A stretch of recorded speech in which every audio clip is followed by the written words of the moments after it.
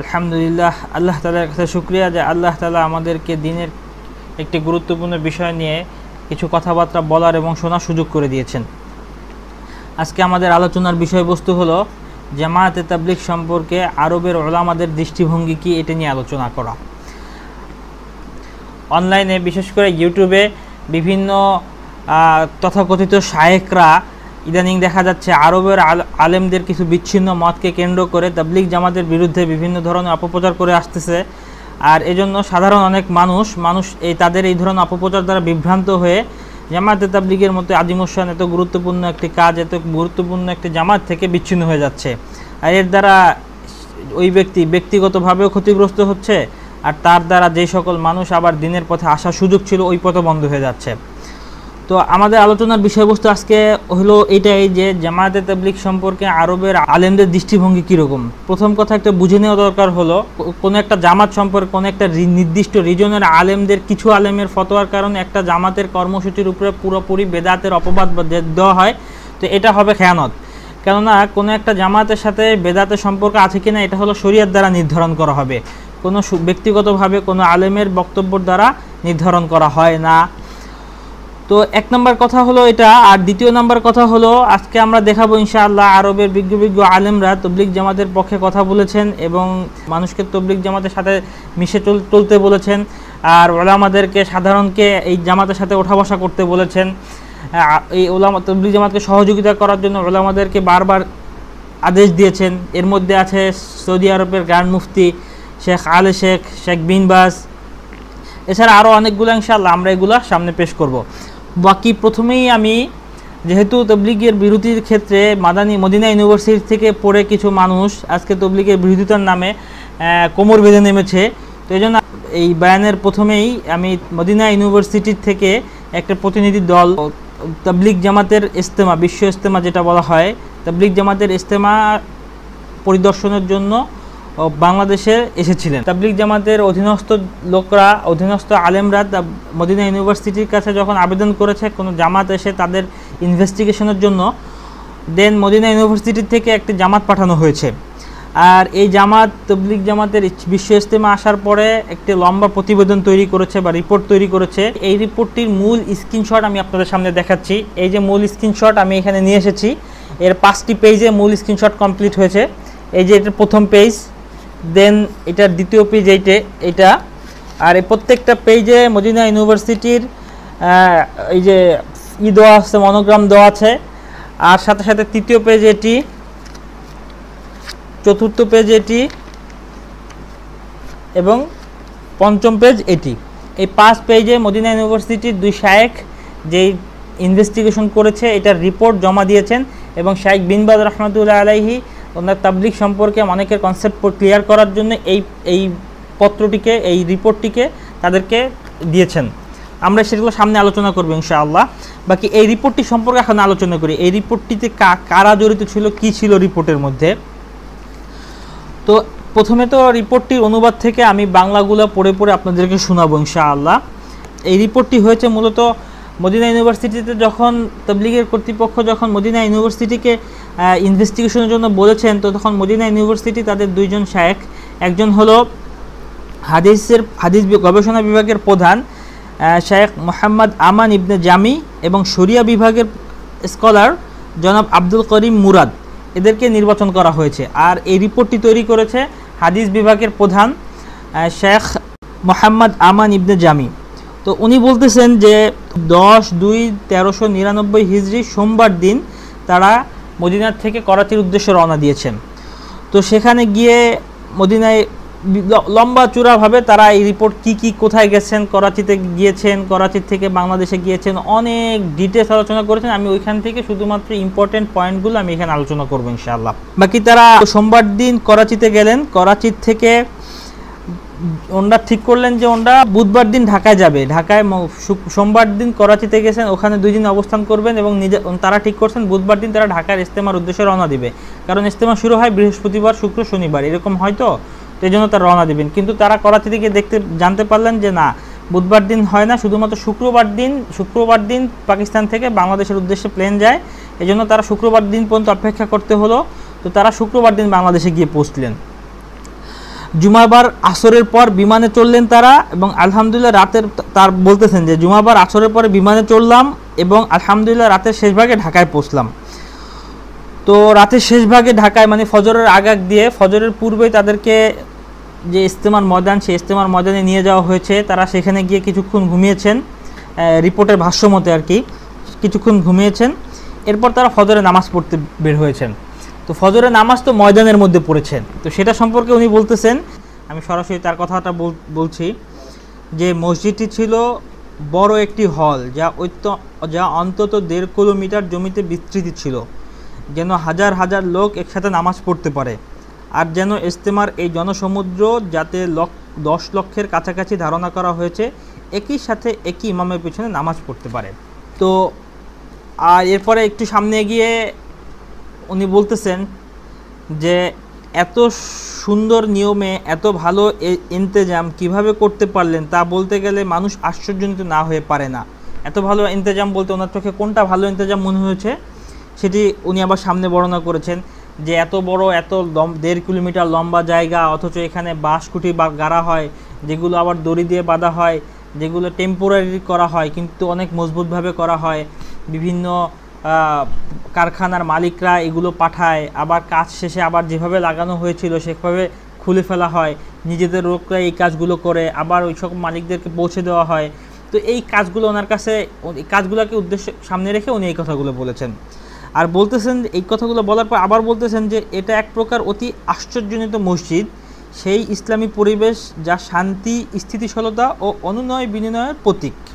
যাই হোক, একটু পরে আবার সামনে আগেই বলছেন যে এই নাস্তার পর ওই দিন ফজরের পর তোমরা তো ফজরের নামাজ এসে পড়লেন, তো নাস্তার পর শেখ আরবদের উদ্দেশ্যে শেখ ওমর পালনপুরি রাহিমাহুল্লাহ উনি ওনাদের উদ্দেশ্যে কিছু গুরুত্বপূর্ণ কথা বলেছেন। তো সেই কথাগুলো সম্পর্কে উনি বলতেছেন যে এতে তিনি জামাতের কর্মতৎপরতা সম্পর্কে বিভিন্ন সংশয় নিরসন করলেন এবং আল্লাহর রাস্তায় বের হওয়ার জন্য মানুষকে দাওয়াত দানের ধরন, বের হওয়া ইত্যাদি বর্ণনা করলেন। এরপরে শেখ ওমর পালনপুরি রহমাতুল্লাহ আলাইহির কথাগুলোর সংক্ষেপে তিনি বলতেছেন যে যার সারসংক্ষেপ হলো খুরুজের উদ্দেশ্যে আহ্বানকারী এবং আমন্ত্রিত ব্যক্তিবর্গের পরিবেশ পরিবর্তন করা। খুরুজের উদ্দেশ্য এটা, কারণ যারা আল্লাহর রাস্তায় বের হন তারা সবাই দায়ী থাকেন না, বরং অধিকাংশরা এমন যে তাদেরকে সংস্কার করা, ইসলাম ও ইসলামের সাথে ভালোবাসার প্রতি উদ্বুদ্ধ করা এবং ধর্মীয় যে সকল বিষয়ে তারা অজ্ঞ সে বিষয়ে তাদেরকে জ্ঞাত করাই উদ্দেশ্য হয়। বারংবারের অভিজ্ঞতা একথা প্রমাণ করে যে উক্ত উদ্দেশ্য পূরণ তখনই সম্ভব হয় যখন মানুষ জীবনের বিভিন্ন কার্যাদি চিন্তাভাবনা ছেড়ে বের হয়ে পড়ে এবং সংস্কারমুখী কোনো ভালো পরিবেশ প্রত্যাবর্তন করে। তো এরপরে শেখ ওমরের বয়ানের পরে তোমরা কী কী করেছেন এগুলো বর্ণনা করেছেন। এরপর ওনারা তো আসলে দেরি করে গিয়েছেন, শেষ দিন গিয়েছেন। তো শেষ দিন যাওয়ার পরে ওটা ওনাদের মোটামুটি শেষ হওয়ার পরে ওনারা বাংলাদেশ থেকে আর কি রওনা দিবে। তো এটার কথা বলতেছে যে আমরা ইজতেমা শেষ হওয়ার সাথে সাথে মঙ্গলবার অতি সত্বর পাকিস্তান অভিমুখে রওনা দিলাম। তো এরপরে উনি ওনার এই রিপোর্টের শেষের দিকে, ওনার নিজের কিছু কথা বর্ণনার আগে রিপোর্টের শেষের দিকে বলতেছেন যে বাস্তবেই এটি হলো তাবলিগ জামাতের সেমিনার সমূহ, তাদের কথাবার্তা, তাদের আচার আচরণ ও চাল চরিত্র এবং তাদের বিভিন্ন ত্যাগ তিতিক্ষার সারসংক্ষেপ। কিন্তু যারা এই জামাতকে ভালোভাবে চিনতে পারেনি অথবা উদ্দেশ্য প্রণোদিত তাদের বাস্তব সত্যকে এড়িয়ে চলতে চায় তাদের কথা ভিন্ন হবে বই কি। আচ্ছা, একটু বলে নিই এখানে যে এই রিপোর্টটি যে বর্ণনা করতেছেন ওনার নাম হলো শেখ মোহাম্মদ আমান ইবনে আলী আল জামি, আর উনি হলো হাদিস বিভাগের প্রধান মদিনা ইউনিভার্সিটির। আর এখন যারা বিভিন্ন মাদানী নাম দিয়ে নামের শেষে মদিনা ইউনিভার্সিটি পড়া লিসেন্স পড়ছে, তো মাদানী নাম হয়ে গেছে, যা ভালো কথা। আর এরা এই সকল যারা তবলিগের বিরোধিতা করতে আসে তো এই সকল জ্ঞানপাপীরা কি মদিনা ইউনিভার্সিটির প্রধান যেই অনেক আগে যে একটা এই এই রিপোর্ট তৈরি করেছে, এগুলো কি তাদের চোখে পড়ে না? এগুলো কেন মানুষের সামনে ঢেকে রাখে? সে বলতেছে যে মদিনা ইউনিভার্সিটির প্রধান রিপোর্টের মধ্যে বলতেছেন যে সেমিনারসমূহ তাদের কথাবার্তা, তাদের আচার আচরণ বা চাল চরিত্র এবং তাদের বিভিন্ন ত্যাগ তিতিক্ষার সারসংক্ষেপ, কিন্তু যারা এই জামাতকে ভালোভাবে চিনতে পারেনি অথবা উদ্দেশ্য প্রণোদিত তাদের বাস্তব সত্যকে এড়িয়ে চলতে চায়, তাদের কথা ভিন্ন হবে বই কি। আচ্ছা, তাদের কথা, তাদের জবাব তাদের থেকেই পাওয়া উচিত। একথা স্পষ্টভাবে বলে দেওয়া উচিত মনে করি যে এরা অর্থাৎ তাবলিগ জামাতের ভাইরা অন্যান্য দাওয়াতি দল অপেক্ষা অধিক সৌভাগ্যবান। কারণ কি? কারণ হিসেবে বলতেছেন উনি যে কারণ এরা যে অমূল্য ধনের অধিকারী যা অন্যদের কাছে দেখা যায় না, তা হলো যাদেরকে এরা হেদায়েত ও আত্মশুদ্ধির পথে আনতে চান তাদের সাথে ধৈর্য, ভালো ব্যবহার ও তাদের সুন্দর পরিচালনা ধর্ম অনুরাগী, জ্ঞান পিপাসু ও আত্মশুদ্ধি উৎসাহী লোকজনের জন্য এদের ধৈর্যের ধরন হলো প্রাণপ্রিয় ছেলের জন্য জননী মাতার ধৈর্যের মতো। আল্লাহ তাআলা এদের দ্বারা বিভিন্ন জাতীয়তার অনেক এলাকাকে হেদায়েত দান করেছেন। এদের সিংহভাগ হচ্ছেন আমাদের সেই সকল যুবকরা যাদেরকে আমরা লেখাপড়ার নামে ইউরোপ, আমেরিকাতে পাঠাই, কিন্তু তাদের কোনো খবর রাখি না, বরং কোনো প্রকারের অভিভাবকত্ব ও অধ্যয়ন ব্যতীত তাদেরকে নিজের হালে ছেড়ে দেই।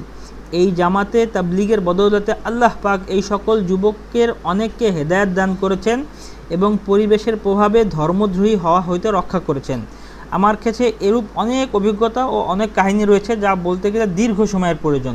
আচ্ছা দেখেন, রিপোর্টটা হলো মদিনা ইউনিভার্সিটির যেই প্রতিনিধি ওনারা রিপোর্ট তৈরি করেছেন, রিপোর্টের সাথে ব্যক্তিগতভাবে তাবলিগকে জানার কারণে উনি এই কথাগুলো বলে দিয়েছেন। আর মদিনা ইউনিভার্সিটির যেন তেন শেখ না, মদিনা ইউনিভার্সিটির হাদিস বিভাগের হেড ছিলেন উনি, আর ওনার নাম হলো শেখ মোহাম্মদ আমান ইবনে আলী আল জামি। এরপরে উনি এই যে একটু বললেন আমার কাছে অনেক কাহিনী আছে, এই কাহিনী বলতে গিয়ে উনি এক ব্যক্তির, এক যুবকের কাহিনী বললেন যিনি আমেরিকায় পড়াশোনা করতে গিয়েছিলেন। আমেরিকা পড়াশোনা করতে গিয়ে কুফরদের পরিবেশের সাথে মিশে গেছে, ইসলাম সম্পর্কে সব কিছু হারিয়ে ফেলেছেন, কিন্তু তাবলিগি আল্লাহরা তার উপরে যখন গাস্ত করে তাদেরকে আল্লাহ রাস্তায় বের করেছেন, তারপর বাংলাদেশে নিয়ে আসছেন তাদেরকে জামাত, তারপর সে অনেক প্রভাবিত হয়েছেন। তো এই কথাগুলো প্রভাবিত হওয়ার পর দিন মানার মধ্যে যোগ্যতা আসছে এবং সে গিয়া এই শেখ মোহাম্মদ আমান ওনাকে বলেছেন যে আমি হজে যেতে চাই, কিন্তু আফসোসের কথা যে আমি এই হজে যাব, কিন্তু হজ কীভাবে করবো এটা জানি না।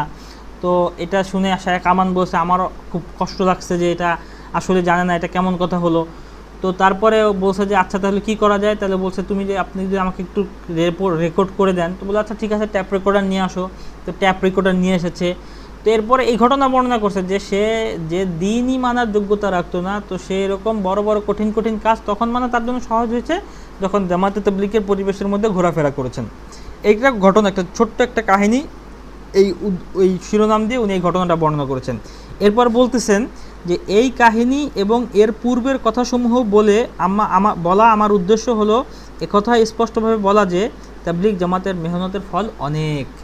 তাবলীগ জামাতের মেহনতের ফল অনেক। দিনের প্রতি আহ্বানকারী অন্যান্য জামাতের কাজ এত ফলপ্রসূ নয়। এটি এমন এক সত্য কথা যাকে অস্বীকার করা শত্রু বন্ধু কারো পক্ষে সম্ভব হবে না, কিন্তু আজকে অস্বীকার করছে ওই নাম খোয়াস্তে মাদানী নামধারীরাই অস্বীকার করে যাচ্ছে, আর তাদের ভক্তরা অপপ্রচার করে মানুষের অন্ধতাকৃত করে, তাদের এই সকল নাম খোয়াস্তে তথাকথিত শায়েখদের অন্ধতাকৃত করে সাধারণ মানুষদের বিভ্রান্ত করে যাচ্ছে যে আরবের সকল আলেম তাবলীগের বিরোধিতা করতেছে। আর আমি যে রিপোর্ট পেশ করলাম এটা তো এটা তো আরবের মদিনা ইউনিভার্সিটি যাদেরকে তারা দলিল হিসেবে পেশ করে তাদের পক্ষ থেকে দেওয়া একটা রিপোর্ট পেশ করতেছি। এরপরে এই যে কেন যে তাদের কাজ সবচেয়ে বেশি অন্যান্য দল থেকে সবচেয়ে বেশি উপকারী এটা বর্ণনা করতে উনি কারণ হিসেবে বলতেছেন যে এর রহস্য হলো আল্লাহর দিকে আহ্বান এবং মানুষদেরকে সৎ কাজে আনার জন্য চেষ্টা করাকে এই জামাতের লোকেরা ইহকালীন জীবনের মহৎ উদ্দেশ্য বলে ধরে নিয়েছেন এবং তারা দাওয়াতকে বাম হাতে ধরে ডান হাতে দাওয়াতের নামে টাকা কামাই করার পক্ষপাতী নয়, বরং উভয় হাত দ্বারাই তারা দাওয়াতকে ধরেছে। অতঃপর এদের কাছে লোকজনের মুখ থেকে প্রশংসাবাণী কুরআনের কোনো মোহ পরিলক্ষিত হয় না, বরং এদের কাছে প্রশংসা ও নিন্দা উভয় সমান। এগুলো আমাদের পক্ষ থেকে কথা না, বরঞ্চ এগুলো আরবের আলেমদের পক্ষ থেকে কথা, এগুলো আপনাদেরকে শোনাচ্ছি। তো এই ছিল তার মূল রিপোর্ট। এই মূল রিপোর্ট বর্ণনা করার পরে মোহাম্মদ আমান ইবনে আলী আল জামি উনি কিছু প্রস্তাবাদি উল্লেখ করছেন মদিনা ইউনিভার্সিটি কর্তৃপক্ষের কাছে, যে কর্তৃপক্ষ তাদেরকে যাওয়ার জন্য বাংলাদেশের ইজতেমা যাওয়ার জন্য অনুমতি দিয়েছেন বা সিলেক্ট করেছিলেন, তাদের ওই কর্তৃপক্ষের কাছে এই রিপোর্ট পেশ করার শেষে একটা কিছু প্রস্তাবাদি উল্লেখ করছে। সংক্ষেপে আমি প্রস্তাবাদিগুলো আপনাদের সামনে পুরোপুরি হুবহু বলে শোনাচ্ছি। এরপর উনি বলতেছেন, প্রস্তাবাদি তাবলিগ জামাত ও তাদের বহুমুখী ইসলামী কার্যকলাপ ও তাদের মহান স্পষ্ট সফলতা থেকে বোঝা যায়, যার কিঞ্চিত আমি বর্ণনা করেছি। এগুলো যা বর্ণনা করছে এগুলো কিঞ্চিত, তার মানে তার কাছে আরও অনেক কিছু আছে, এবং যা শত্রু বন্ধু সবাই এক চোখে দেখে। এসবের আমি যে বিস্তারিত রিপোর্ট পেশ করেছি, এরপর আমি কিছু প্রস্তাব পেশ করতে চাই। আর তা হলো এই 1 নম্বর প্রস্তাব হলো জামাতের সহিত সত্য ও কার্যকরী ও প্রভাবান্বিত ও প্রভাব বিস্তারকারী সহযোগিতা করা। 1 নম্বরটা হলো জামাতের সহিত সত্য ও কার্যকরী এবং প্রভাবান্বিত ও প্রভাব বিস্তারকারী সহযোগিতা করা। 2 নম্বরটা হলো আমাদের ছাত্রদের মাঝেও, অর্থাৎ মদিনা ইউনিভার্সিটির ছাত্রদের মাঝেও যেন জামাতের কর্মতৎপরতা চালু করা হয়, যাতে করে তারা উপকারিত হয় এবং অন্যেরও উপকার করবে। আমাদের ছাত্ররা এরূপ তৎপরতা এবং এই মোবারক দাওয়াতের বেশি মুখাপেক্ষী। জামিয়া ইসলামিয়া, অর্থাৎ মদিনা ইউনিভার্সিটির কথা বলতেছেন, জামিয়া ইসলামিয়া যেন জামাতের সভা, মজলিস ও সাক্ষাৎ ও সেমিনার সমূহে বেশি অংশগ্রহণ করে। অর্থাৎ জামিয়া ইসলামিয়া যেন তাদের ওই তবলিগ জামাতের প্রোগ্রাম বলতে বায়ানগুলোতে বেশি অংশগ্রহণ করে, যাতে শিক্ষা বোর্ডের মেম্বারগণ ও ছাত্ররাও থাকে। পরিশেষে আল্লাহর কাছে প্রার্থনা করি যেন আল্লাহ আমাদের কার্যসমূহ খালেস তার জন্য কবুল করেন এবং আমাদের লোক দেখানো ও প্রসিদ্ধ লাভের মোহ থেকে আমাদের অনেক দূরে রাখেন। তিনি উত্তম প্রার্থনা বর্ণনাকারী। বিনীত মোহাম্মদ আমান ইবনে আলী আল জামি, প্রধান হাদিস ও ইসলামী গবেষণা বিভাগ, জামিয়া ইসলামিয়া মদিনা মানওয়ারা, অর্থাৎ মদিনা ইউনিভার্সিটি যেটা। তো এই হলো মদিনা ইউনিভার্সিটির প্রতিনিধি দল কর্তৃক তাবলিগ জামাতের বাংলাদেশের ইজতেমা পরিদর্শনপূর্বক রিপোর্টের মোটামুটি সারমর্ম।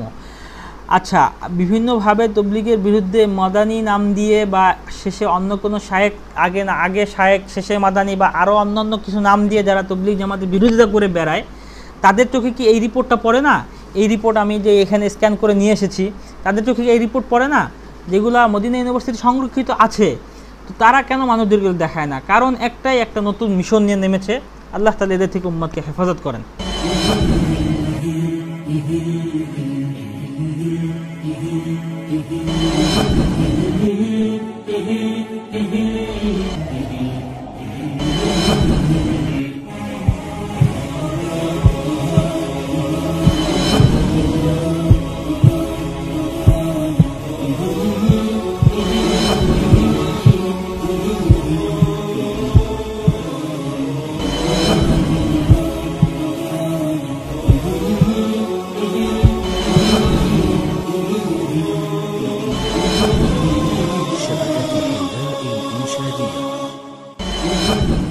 দেখেন, রিপোর্টটা হলো মদিনা ইউনিভার্সিটির যেই প্রতিনিধি, ওনারা রিপোর্ট তৈরি করছেন। রিপোর্টের সাথে ব্যক্তিগতভাবে তাবলিগকে জানার কারণে উনি এই কথাগুলো বলে দিয়েছেন।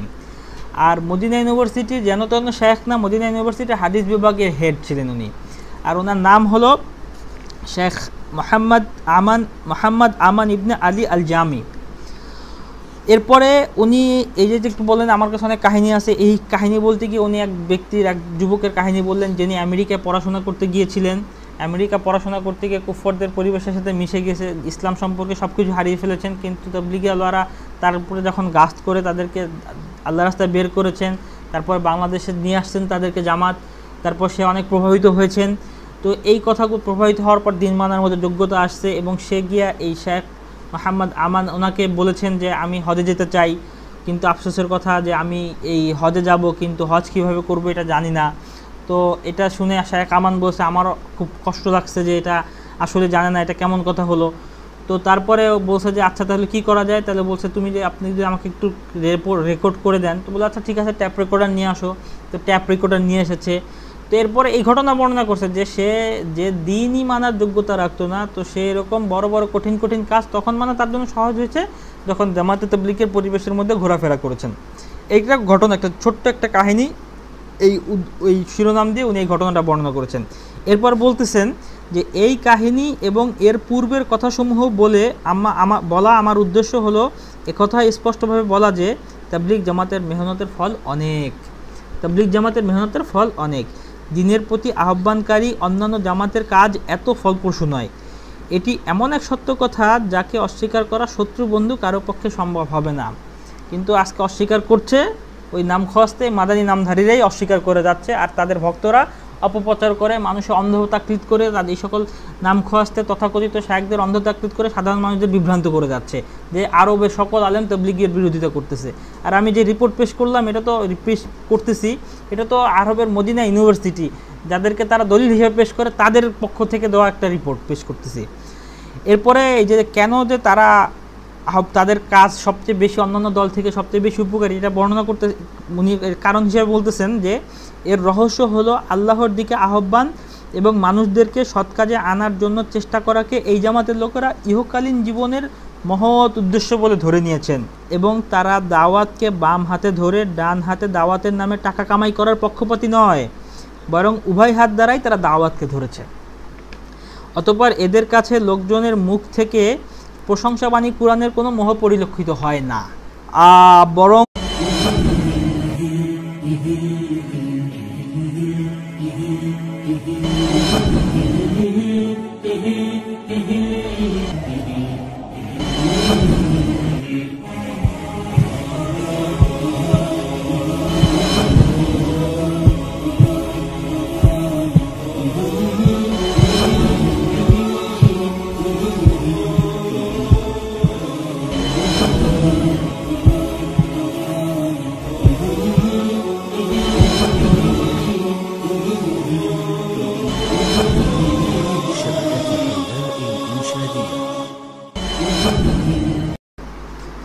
আলহামদুলিল্লাহ, আল্লাহ তাআলার কাছে শুকরিয়া যে আল্লাহ তাআলা আমাদেরকে দ্বীনের একটি গুরুত্বপূর্ণ বিষয় নিয়ে কিছু কথাবার্তা বলার এবং শোনার সুযোগ করে দিয়েছেন।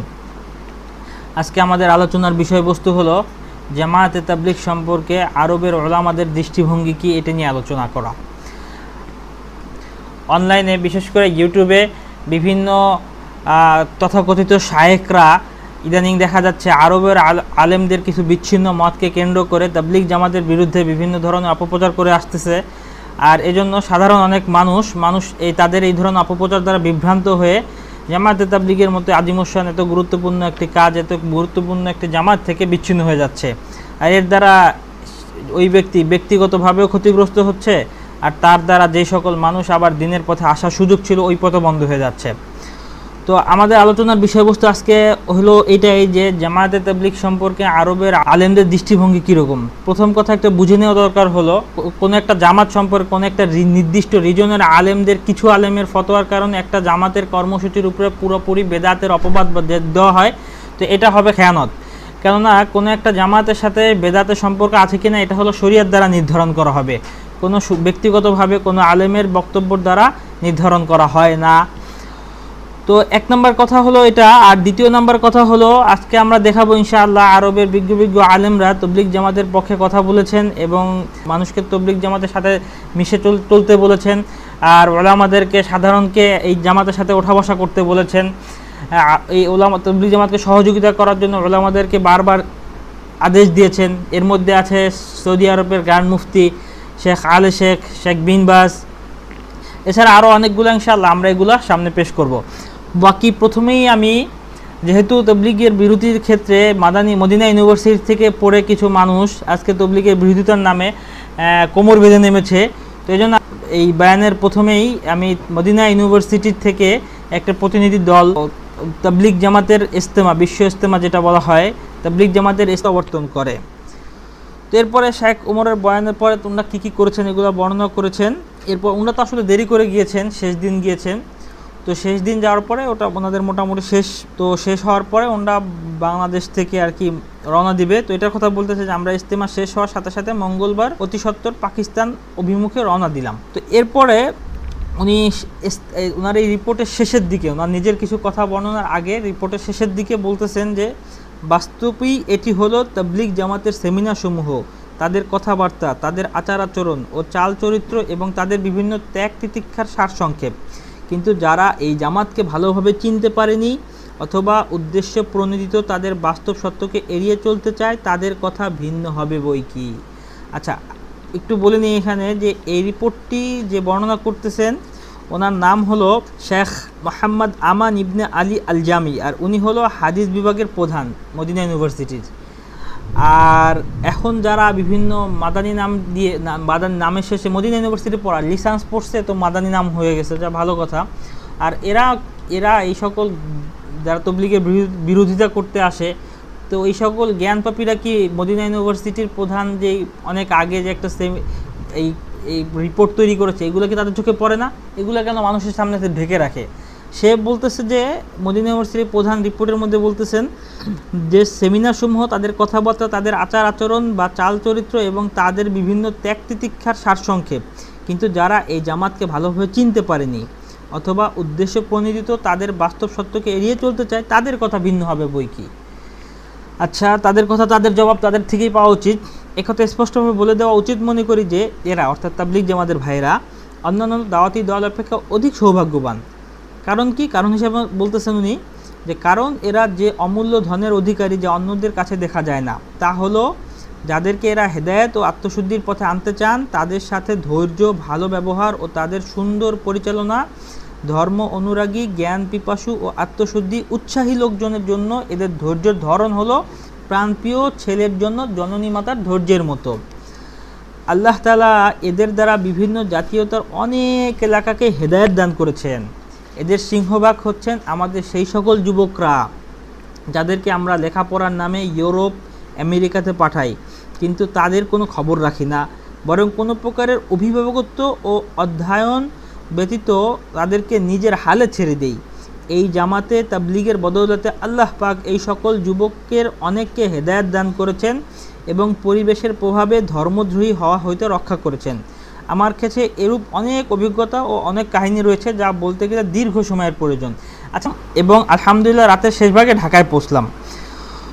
তো রাতের শেষ ভাগে ঢাকায়, মানে ফজরের আগ দিয়ে, ফজরের পূর্বেই তাদেরকে যে ইজতেমার ময়দান, সেই ইজতেমার ময়দানে নিয়ে যাওয়া হয়েছে। তারা সেখানে গিয়ে কিছুক্ষণ ঘুমিয়েছেন, রিপোর্টের ভাষ্য মতে আর কি, কিছুক্ষণ ঘুমিয়েছেন।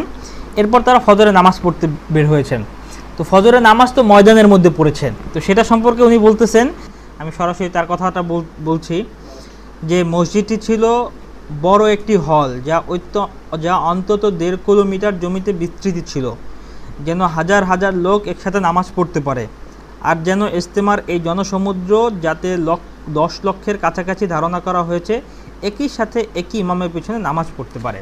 তো আর এরপরে একটু সামনে গিয়ে উনি বলতেছেন যে এত সুন্দর নিয়মে এত ভালো ইন্তেজাম কিভাবে করতে পারলেন, তা বলতে গেলে মানুষ আশ্চর্যজনিত না হয়ে পারে না।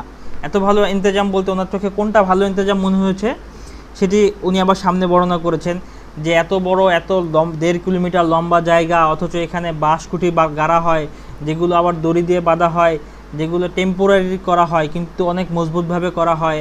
বিভিন্ন কারখানার মালিকরা এগুলো পাঠায়, আবার কাজ শেষে আবার যেভাবে লাগানো হয়েছিল সেভাবে খুলে ফেলা হয়, নিজেদের লোকরা এই কাজগুলো করে, আবার ওই সব মালিকদেরকে পৌঁছে দেওয়া হয়।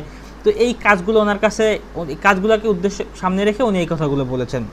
আর বলতেছেন, এই কথাগুলো বলার পর আবার বলতেছেন যে এটা এক প্রকার অতি আশ্চর্যজনিত মসজিদ, সেই ইসলামী পরিবেশ যা শান্তি, স্থিতিশীলতা ও অনুনয় বিনিময়ের প্রতীক। যাই হোক, একটু পরে আবার সামনে আগেই বলছেন যে এই নাস্তার পর, ওই দিন ফজরের পর, তোমরা তো ফজরের নামাজ এসে পড়লেন, তো নাস্তার পর শেখ আরবদের উদ্দেশ্যে শেখ ওমর পালনপুরি রাহিমাহুল্লাহ উনি ওনাদের উদ্দেশ্যে কিছু গুরুত্বপূর্ণ কথা বলেছেন। তো সেই কথাগুলো সম্পর্কে উনি বলতেছেন যে এতে তিনি জামাতের কর্মতৎপরতা সম্পর্কে বিভিন্ন সংশয় নিরসন করলেন এবং আল্লাহর রাস্তায় বের হওয়ার জন্য মানুষকে দাওয়াত দানের ধরন, বের হওয়া ইত্যাদি বর্ণনা করলেন। এরপরে শেখ ওমর পালনপুরি রহমাতুল্লাহ আলাইহির কথাগুলোর সংক্ষেপে তিনি বলতেছেন যে যার সারসংক্ষেপ হলো, খুরুজের উদ্দেশ্যে আহ্বানকারী এবং আমন্ত্রিত ব্যক্তিবর্গের পরিবেশ পরিবর্তন করা খুরুজের উদ্দেশ্য এটা। কারণ যারা আল্লাহর রাস্তায় বের হন তারা সবাই দায়ী থাকেন না, বরং অধিকাংশরা এমন যে তাদেরকে সংস্কার করা, ইসলাম ও ইসলামের সাথে ভালোবাসার প্রতি উদ্বুদ্ধ করা এবং ধর্মীয় যে সকল বিষয়ে তারা অজ্ঞ সে বিষয়ে তাদেরকে জ্ঞাত করাই উদ্দেশ্য হয়। বারংবারের অভিজ্ঞতা একথা প্রমাণ করে যে উক্ত উদ্দেশ্য পূরণ তখনই সম্ভব হয় যখন মানুষ জীবনের বিভিন্ন কার্যাদি চিন্তাভাবনা ছেড়ে বের হয়ে পড়ে এবং সংস্কারমুখী কোনো ভালো পরিবেশ পরিদর্শনের জন্য বাংলাদেশে এসেছিলেন। তাবলিগ জামাতের অধীনস্থ লোকরা, অধীনস্থ আলেমরা মদিনা ইউনিভার্সিটির কাছে যখন আবেদন করেছে কোনো জামাত এসে তাদের ইনভেস্টিগেশনের জন্য, দেন মদিনা ইউনিভার্সিটি থেকে একটি জামাত পাঠানো হয়েছে।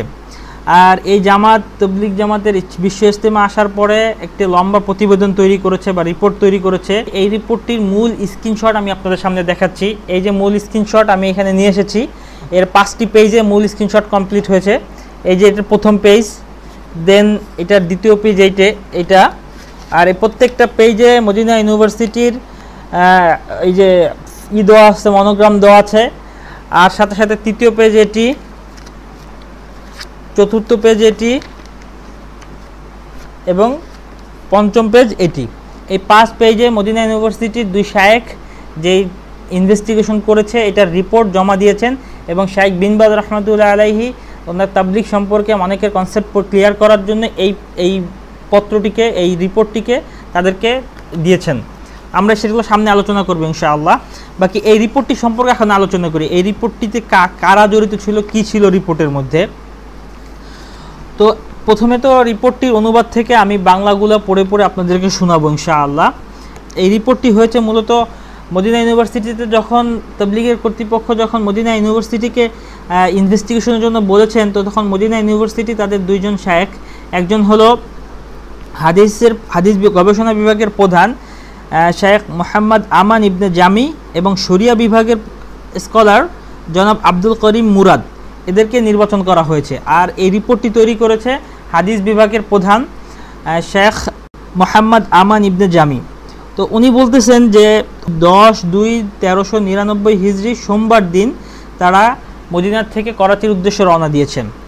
তো সেখানে গিয়ে মদিনায় লম্বা চূড়াভাবে তারা এই রিপোর্ট কি কোথায় গেছেন, করাচিতে গিয়েছেন, করাচি থেকে বাংলাদেশে গিয়েছেন, অনেক ডিটেলস আলোচনা করেছেন। আমি ওইখান থেকে শুধুমাত্র ইম্পর্টেন্ট পয়েন্টগুলো আমি এখানে আলোচনা করবো ইনশাআল্লাহ। বাকি তারা সোমবার দিন করাচিতে গেলেন। করাচি থেকে ওনারা ঠিক করলেন যে ওনারা বুধবার দিন ঢাকায় যাবে। ঢাকায় সোমবার দিন করাচিতে গেছেন, ওখানে 2 দিন অবস্থান করবেন এবং তারা ঠিক করছেন বুধবার দিন তারা ঢাকার ইজতেমার উদ্দেশ্যে রওনা দিবে। কারণ ইজতেমা শুরু হয় বৃহস্পতিবার, শুক্র, শনিবার, এরকম হয়তো, এই জন্য তারা রওনা দিবেন। কিন্তু তারা করাচি থেকে জানতে পারলেন যে না, বুধবার দিন হয় না, শুধুমাত্র শুক্রবার দিন পাকিস্তান থেকে বাংলাদেশের উদ্দেশ্যে প্লেন যায়। এই জন্য তারা শুক্রবার দিন পর্যন্ত অপেক্ষা করতে হলো। তো তারা শুক্রবার দিন বাংলাদেশে গিয়ে পৌঁছলেন। জুমাবার আসরের পর বিমানে চললেন তারা, এবং আলহামদুলিল্লাহ রাতের তার বলতেছেন যে জুমাবার আসরের পরে বিমানে চললাম,